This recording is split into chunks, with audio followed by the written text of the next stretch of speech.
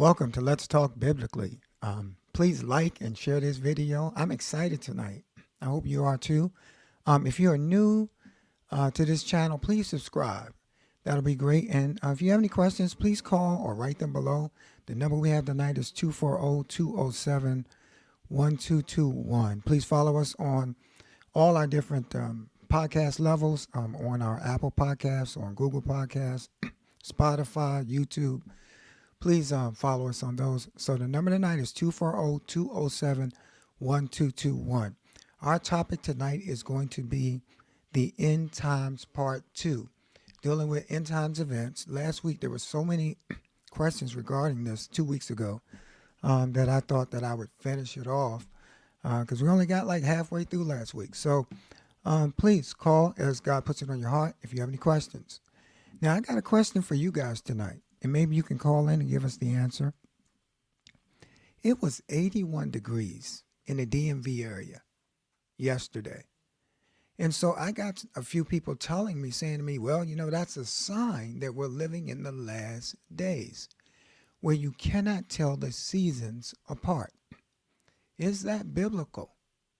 And if it is, please call in and let us know. If it's unbiblical, please call in and let us know. Now, I'm going to go through a bunch of questions that have been asked me. And if you have any questions tonight regarding end time events, give us a call. Does the gospel have to be preached to everyone for Jesus to come back? Does the word have to go throughout the whole world for Jesus to come back? Now, for years, this has been taught. I do know certain churches that had like 30, 40 windows.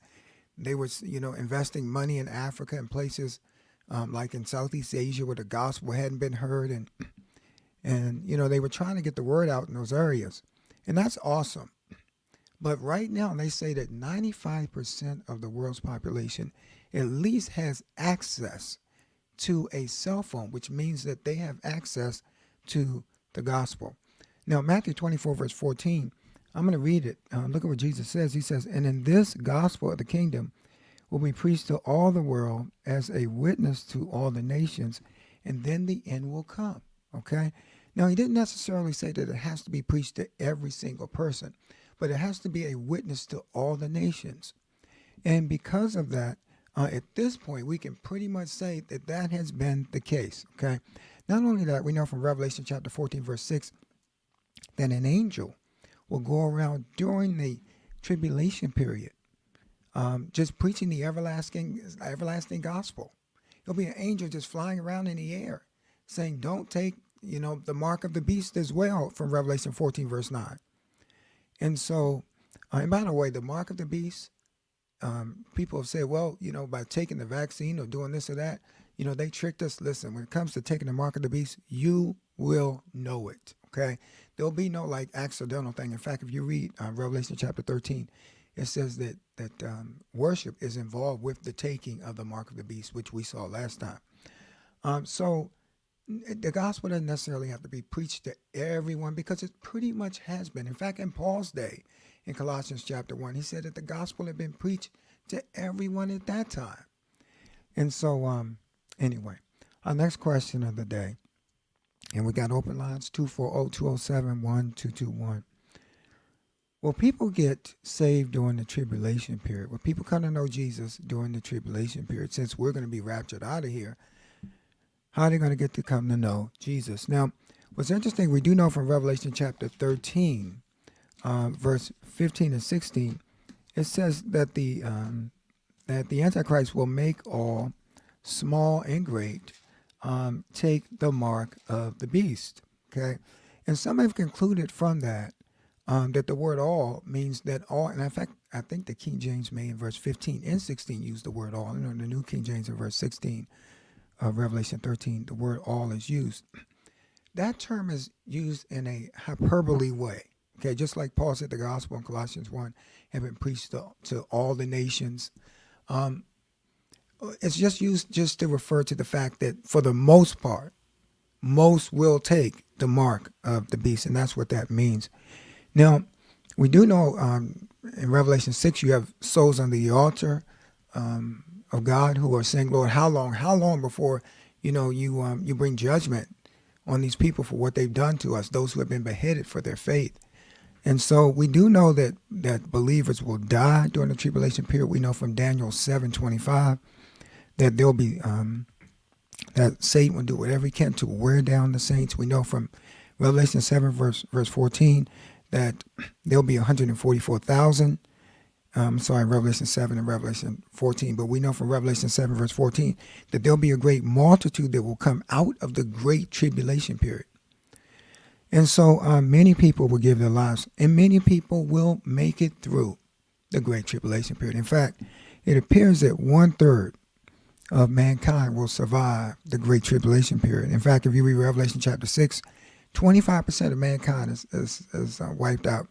Revelation chapter 8 and verse 9, we know that 1/3 of everything in the sea, which may refer to boats and ships as well, will be wiped out. We do know from Revelation chapter 9 that 33% of mankind will be wiped out by a demonic attack from millions of demonic spirits. And so at that point, you're down to like 33%. Anywhere from 60 to 66% of all of mankind will be wiped out during the tribulation period. But there will be some who will be saved.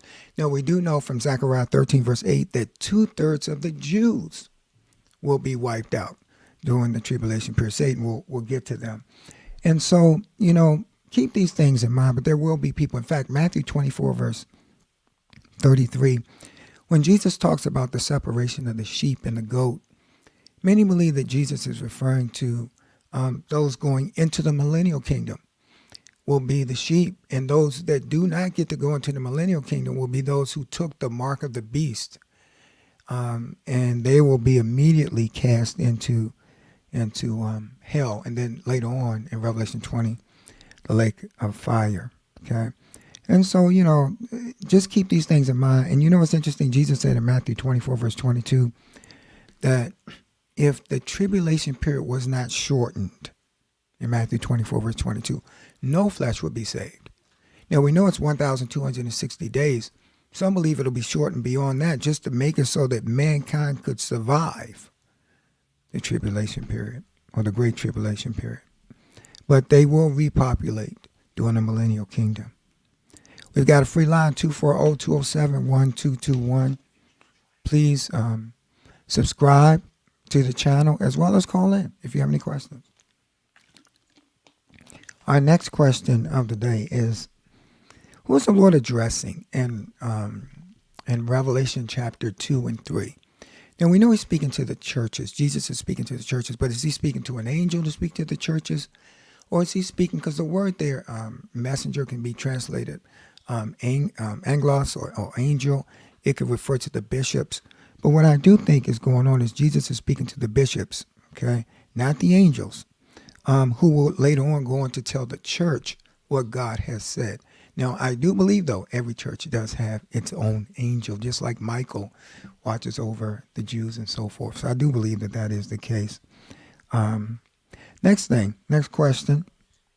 Has the book of Daniel been opened based on Daniel 12:4? And I'm going to read Daniel 12:4, where it says, shut up the words and seal the book until the time of the end. And since we're at the time of the end, does that mean that Daniel 12, and as well as the other sections of Daniel, are now open? Yes and no. Okay. Notice in Daniel 12 verse 4, what he's saying is seal up the book until the time of the end. Okay. He's not saying open the seals in Revelation chapter 6 based upon an understanding of Daniel chapter 12. Okay. So let's just get that out the way first of all.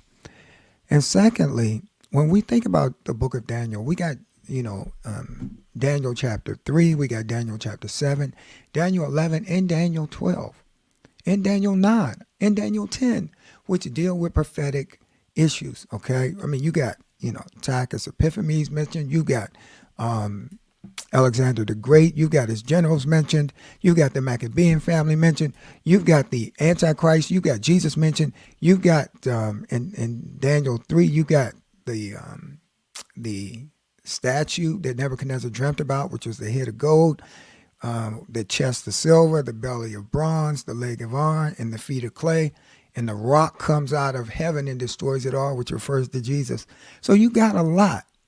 And so when we look at all of that has not necessarily been opened, okay?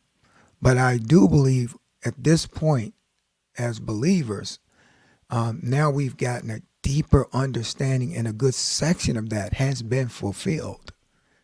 Part of Daniel 9, part of Daniel 11, those things have been filled. And now I do believe part of Daniel 12 is being fulfilled now, where knowledge has increased, okay? We've got an open line, 240-207-1221. If you have any questions on last day's events. Are we in the seals of Revelation 6? Are we there? And you know what's amazing is I remember during the pandemic, there was, we're still kind of in it, there was a big emphasis put on that. And I even kind of thought to myself that it was quite possible, based upon Revelation 6, that we could be there. All right. It was interesting. For you want to look a little deeper, you want to do some homework, compare Revelation 6 and Matthew 24. And you'll find it being almost identical, just Revelation 6 giving more detail. And some have said that Revelation chapter 6 is a synoptics, or kind of a gathering of the entire tribulation period. Now, I don't believe that, but some have said that. The biggest problem being the term after this. It's kind of hard to say that this just refers to the entire period. But what's interesting about it is if you're a mid-tribber, all right, then you believe that we probably are in Revelation 6. Because it makes sense, because most believe if you're mid-trib, you're going to get raptured out in Revelation 11. And so, you know, this is the belief of some, okay? But the problem with us being in Revelation chapter 6 right now, where you got the white horse, which I think is the Antichrist, you got the red horse, which refers to war, and the black horse, which refers to death. The problem with this is that, or famine, the problem with this is that, where's the church at in this? Some say, well, maybe in Revelation 7:14, those people came out of the tribulation period, okay, out of the great tribulation period. And so, and when is the rapture happening? And so, it's funny, you know, I remember when the coronavirus was out, in a sense it's still out, but when it was really, really out, everyone's on lockdown, we were all trying to look into the Word of God and see what's going on. And many people thought that, you know, the bow referred to, you know, the virus, and, you know, the bow maybe referred to a needle, and you know, like God was speaking in symbolic languages, even though, let me just say this, I don't believe God, when it comes to his people at that particular time, when needed to understand it, I don't believe God begins to speak in riddles when his people need to understand what to do, okay? I think he makes it clear. Write the vision, make it clear. He either run with it, can do what he needs to do. Okay, I do believe he makes these things plain to us, okay? But some had bought into that, you know, and then there was, you know, you watch the news, there's murder on it every night. They say, oh, yeah, you see what's going on, the peace is being taken from the earth. Then you look at the economy, because that's all they talk about. Look at the inflation. So now you see that, you know, a barley of wheat is being sold for a day's wages, and you see that, you know, don't touch the wine, don't touch the oil, which is for rich folks, you know. So we see this going on, rich getting richer, poor getting poor. And then we begin to do this. And what's interesting is when I see people kind of going down that avenue, sometimes I always wonder, what about the fourth seal?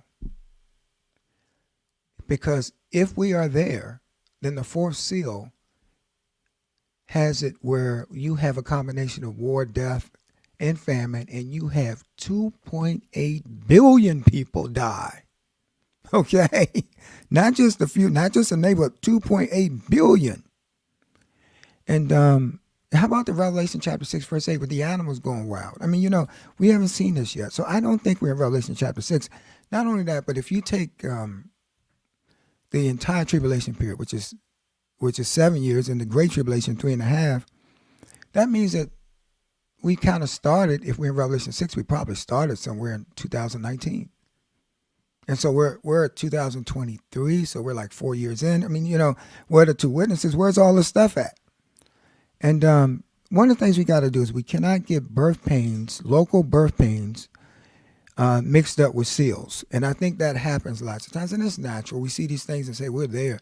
Lots of times these are seals, not seals, but birth pains that are being opened or being revealed. Okay, and let me just say one more thing about this. You know, COVID has killed 6.7 million people, 1.3 million in the U.S.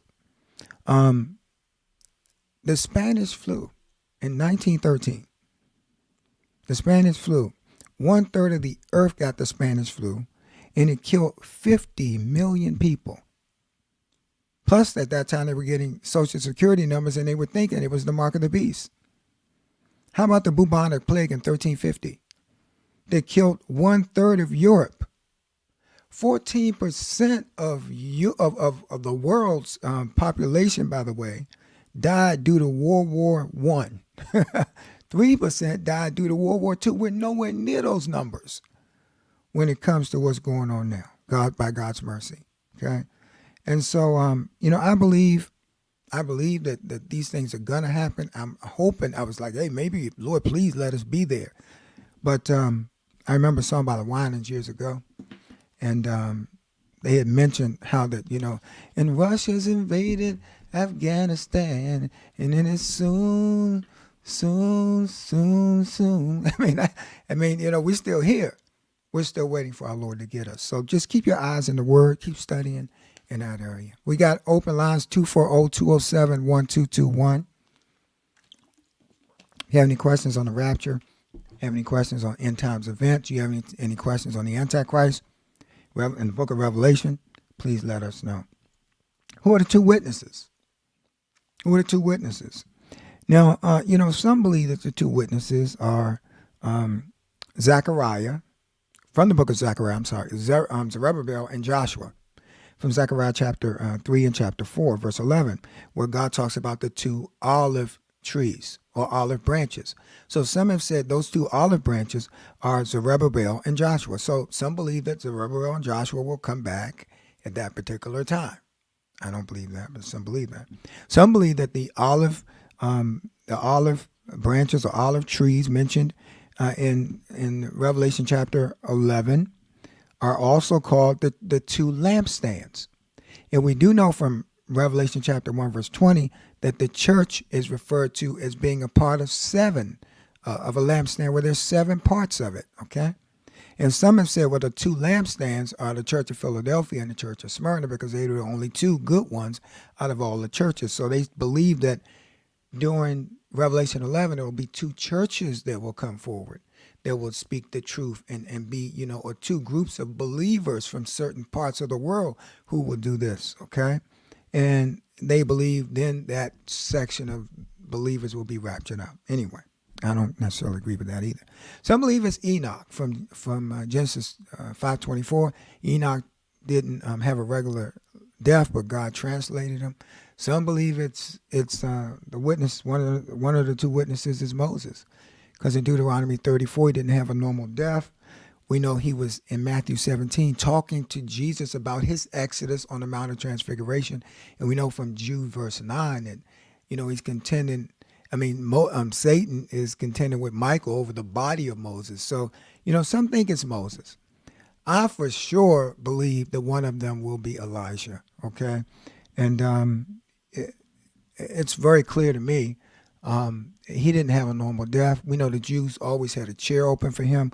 We know from Matthew 11:13 that Jesus says that John the Baptist was Elijah, but then he said in Matthew 17:11 that Elijah will come. And so I do believe that is a reference to that. Some people believe it's just two people who we've never heard of, don't know by name, don't know who they are, and that these two people will be a reference of the two witnesses that will come. Next question. How do we take the book of Revelation literal? Do we take it literal, or do we take it like figuratively, or do we take it, symbolically? How do we read that? Well, John saw things from his perspective, okay? It's just like, John seeing a car back, in the year 95 AD is just like, like he wouldn't know what that was, but he just described it based upon what he knew. And let me just say this, okay? I believe we're to take the entire Bible literally until told otherwise. And we're given little clues, like in Revelation chapter 9, verse 7, where John says it was like locusts, okay? When he says in Revelation 13, verse 2, they're like a leopard. I mean, he mentions these things. So it's almost, like God gives us a clue to some of these things, okay? But I think we need to be careful when it comes to symbolically saying certain things. Now, some things we can do that with because God's already revealed it throughout Scripture, what it refers to, because Scripture interprets Scripture. But we got to be careful because before you know it, the lamb doesn't mean the lamb. Jesus doesn't mean the lamb. Before you know it, we've spiritualized the 12 thrones. We've trivialized the new heaven and the new earth. Horse don't mean horse. Now it means car. All these things. So let's just stick with what we know and take things literally until we're told otherwise. We have open lines, 240-207-1221 if you have any questions tonight. Matthew 24, verse 13. Do we have to endure to the end to be saved? Also, you can text in any questions you may have. Do we have to endure to the end of the tribulation to be saved, or just to the end as believers? Well, I've talked about this before from Philippians 1:6. He that begun a good work in you will complete it. Romans 11:22 does say we should continue. Hebrews 3:14 says the same thing, and Colossians 1:23 that we need to continue. If you're really saved, you're going to continue in the faith.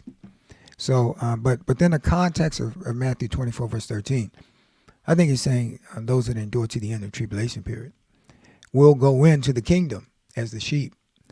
The next thing is they see Jesus come back.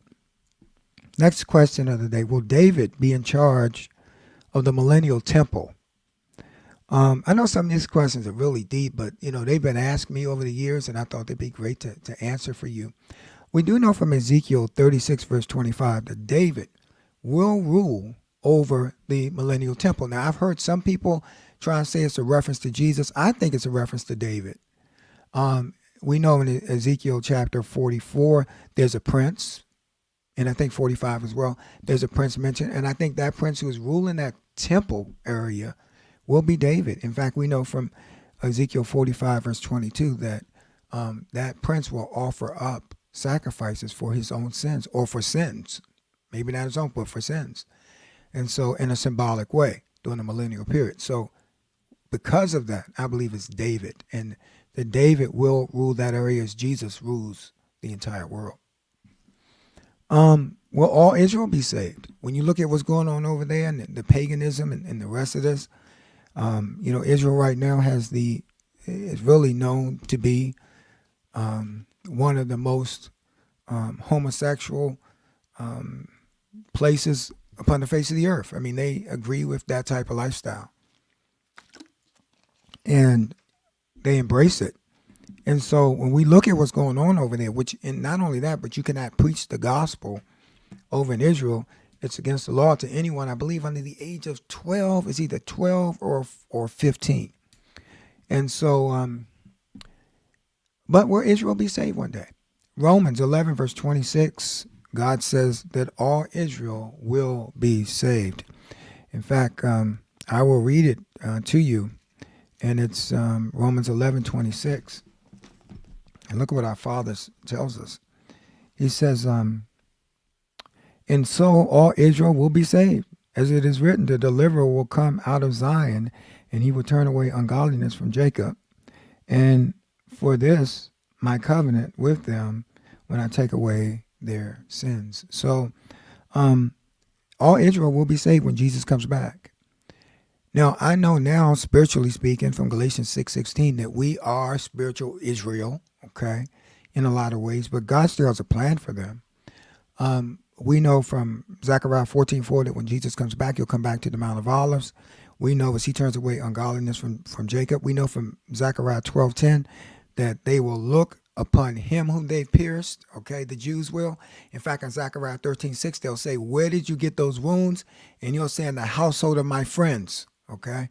And so Israel will be saved when they see that he is truly the Messiah. And in fact, Jesus said it in Matthew, in the Gospel of Matthew, when he told the Jews, it's at Matthew 27, where he said, you'll see the Son of Man coming in glory. And so, anyway, where were the Jews hide out for 3.5 years? Where would they hide out at? Now we know from Revelation chapter 12, verse 6, it says that a place will be prepared for the Jewish community as they flee from Satan, as they flee from attacks from the dragon.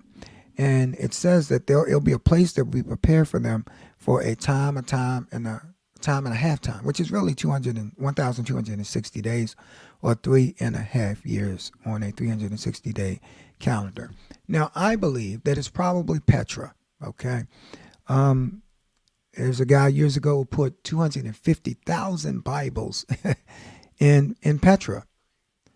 So it's just amazing. I really believe that'll be the place. We know from Isaiah 63, verse 1, that Jesus will roar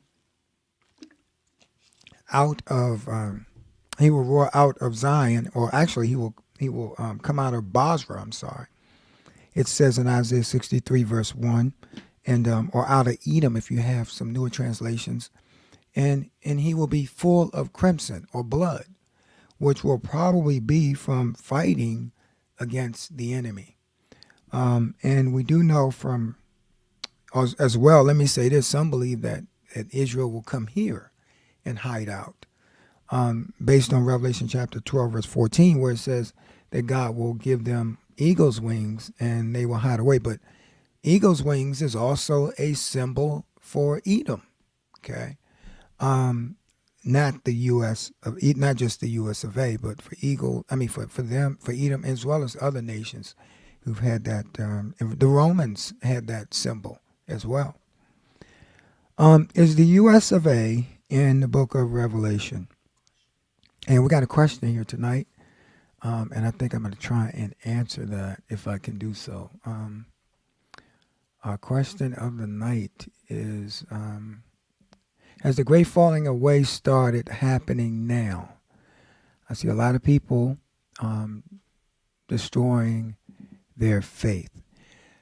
Yes, I do believe the great falling away has begun. Okay, I think it's happened in this nation since the 60s. I really believe that. And I think it's a process. And we're seeing this, and in conjunction with 2 Timothy chapter 3, 2 Timothy chapter 4, when God warns us that this is the way it will be, what Jesus said, it'll be like the days of Lot, like the days of Noah, as Paul said in 2 Timothy 4, when men will not endure sound teaching, and so forth. I mean, all these things are just signs when it comes to the great falling away. And what's interesting is that the word is apostasy, and many believe it refers to falling away from known truth. So that it may refer not to believers, but to unbelievers who at one time at least respected and had fear when it came to the things of God. Okay. And so I think it's a combination of both. And we're seeing it now within the church. Now, as far as and I may have answered this the last time, but the U.S. of A. being in the book of Revelation, it's possible that the U.S. of A. will be wiped out. We know from Ezekiel 38, verse 13, some have said that we are the part of the Young Turks or whatever, which refers to the people who speak English. Some see us as the eagle in Revelation 12, verse 14, that the Jews will come here just like they did during World War II. It's just hard to say. We do know from Revelation 17, some believe that we are the great whore, Babylon. And if you read some of those things in Revelation 18, Revelation 17, like in Revelation 17, verse 18, they ruled over all the cities of the earth. Revelation 17, verse 4, they're the richest nations on the earth. Revelation 18, they have merchants. See, they're big on the sea and bringing in merchandise into their nation and feeding all the nations. Revelation 18, verse 3. But the problem with the U.S. of A. being Babylon is it says that nation in Revelation 17, verse 6, drank the blood of the martyrs. And unless all of a sudden they're going to start killing Christians here, which I won't be surprised, more than likely it's not a reference to the U.S. of A. I believe it's a reference to Rome and the Roman Catholic Church, that sits on 7 hills, which have killed many believers, and especially during the Inquisitions. Anyway, what's interesting, it does say in Revelation 18, verse 5, come out of her. So should we come out of the US of A? Which is interesting. But, it may just refer to a system of the way the world does things financially and the rest of that, and the way it works in entertainment and the rest of that. Come out of that as believers. But as far as the US of A goes, I believe more likely will just be someone small on the scene at that time, will be wiped out. We'll go a little longer. Who are the, and by the way, we have open lines, 240-207-1221, or you can text in your question.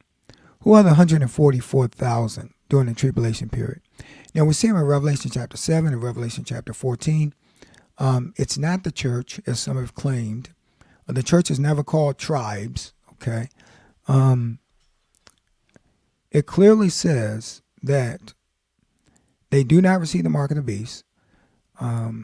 They're mentioned in Revelation 14 again in heaven, which gives the impression that they may die during the tribulation period for their faith. But I believe it's a literal 144,000. I think it is literally 12,000 from the 12 tribes, which excludes Dan. Dan was the first tribe that went into idolatry. That's replaced with the tribe of Levi. And it excludes the tribe of Ephraim, which is replaced with Joseph. So, I believe they're literal believers. I believe they'll be male, they'll be virgins, and they'll be from the 12 tribes. God knows his people. He knows those that are his. Or he knows those who are Jews that will become his. And so Matthew chapter 19, verse 28 says that the disciples will one day set over, because it mentions the 12 of them will one day reign over the 12 tribes, and they will judge, set in 12 thrones, judging the 12 tribes. I believe that's literal, okay? Just like I believe the 144,000 are literal, okay? A couple more. Daniel 12. What are the 100 and, at the end of Daniel 12, we're told about several amounts of days. We're told about 1,260 days. Now we know that's the amount of days that the Great Tribulation period will be.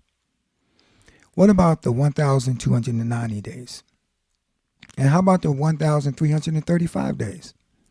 Many believe the 1,290 days is the extra time, the extra 30 days used by God to judge people as they go into the millennial, to see if they will be able to go in as a sheep, or if they'll be cast into hell as a goat for taking the mark of the beast.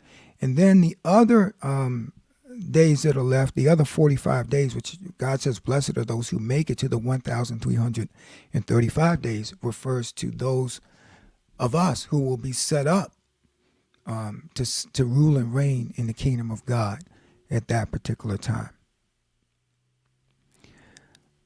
Wow. I'll take just a couple more. I know I keep saying that, but we'll just take a couple more because we've been rolling here. What's the difference between in Romans 11:22, the fullness of the Gentiles and the times of the Gentiles, and Luke 21, verse 24? The fullness of the Gentiles is when the last Gentile gives his life to Christ and the rapture happens. Now, some people believe it's when the last Gentile gives his life to Christ in the midst of the tribulation period or at the end of it. Okay, I think it's at the either beginning or middle. The rapture will happen. The times of the Gentiles mentioned in Luke 21, verse 24, Jesus said that Jerusalem will be run underfoot by the Gentiles, the Gentiles, until the times of the Gentiles be complete. And we believe that in 1948, when Israel, was it May the 14th, 1948, Israel became a nation again, that time of the Gentiles ruling over Israel had ended. And so now we're kind of in overtime as we watch the fig tree from Matthew 24, verse 32. Let me just give you, I guess, one last thing before we close off. Or two more. What are the bowls, the trumpets, the seals, and the rest of that? Let me tell you real quickly what they are, all right? We got a call coming. I'm going to take this call. Thanks for calling. Let's talk biblically. Please tell us your name and your question tonight. This is Daryl. Hello, Brother Daryl. Tell us your question tonight, please. Yeah, Thank you for Pastor. calling. Yeah, thanks. What would happen to all the believers that gave their life to Christ? I mean, when it comes to God come back to rapture the church, those who drive planes and automobiles and things like that. I mean, Well, how will God deal with that? most believe that the entire world will go into like a complete conflict once, or not conflict, but just confusion and conflict as Christians are raptured out. Planes will crash, cars will crash, and I believe that we'll be blamed for really needing to be removed. And this Antichrist that will come along will bring peace. He will settle the earth and bring peace. And once he comes and brings peace, now we may be here during that time, the first 3.5 years. Or it may be that he comes once we're raptured out and then bring about peace. Okay. Either or, he will bring about a false peace. And when they say peace and safety from 1 Thessalonians 5, sudden destruction shall come upon them. So, yes, the whole world will be in shock when we're taken out of here, but it could be the middle of the tribulation period. And if that be the case, by then, they're ready for us to go, okay? Because the Antichrist has convinced them that we are the problem, just like the two witnesses in Revelation 11. The whole world's going to hate them as they bring down fire and as they, turn the water to blood and do these things. The world's going to hate them. So I was wondering, is the Antichrist system is set up already for cameras, street cameras, and things like that? Well, you remember John tells us that there are many antichrists that have gone out into the world. So there's a system, as far as the system goes up to take the mark of the beast and the rest of that. All of the technology is being used now, and eventually will be put in place for the Antichrist to do what he needs to do regarding people taking the mark of the beast and controlling the world.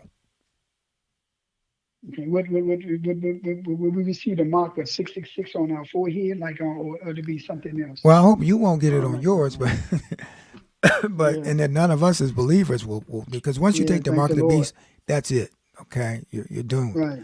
But it'll be, as we said last week, it'll be on your right hand or on your forehead. It could be the number 616 or 666, or it could be the name of the beast. Okay, so it's not always 666, but it could be the name. But I did hear, Pastor, there was something like on when they scan your food, them little bars. Yeah, you can, and barcodes. When barcodes came out, people thought they were the mark. When Social Securities came out, people thought they were the mark of the beast, the Social Security numbers. So credit cards, they thought were the mark of the beast, all kind of things. Right. But you will know it because you'll have to worship the beast, and you won't be able to buy or sell unless you worship the beast plus take the mark of the beast. Okay. Thank you. So you ain't got to worry about that, my brother. All right. Thanks. Thanks for your call. That was a great question. So as we close off, I'm just going to name a couple things here. Remember there are 7 seals. Remember the seals there'll be a white horse, which refers to probably the Antichrist that will come along. Then there's a red horse that will bring war and death. Then there's a black horse, which refers to famine. Then and we see this in Revelation 6. And then there's a pale horse or maybe greenish horse that will come along, and that horse will be a combination of war and famine, and then 2.8 billion people will die. And then you have those under the altar, saying, Lord, how long, how long? And then with the next seal, the 6th seal, you find those, crying out, saying, hide us from him who's on the throne. Let the rocks fall on us and so forth, okay, as stars and stuff fall from heaven. And then in chapter 7, we get the 7th seal where there is complete silence in heaven for a space of a half an hour. And then the trumpets begin. And those trumpets, remember, as we talked about before, 1/3 of the trees and the green grass will be burnt up.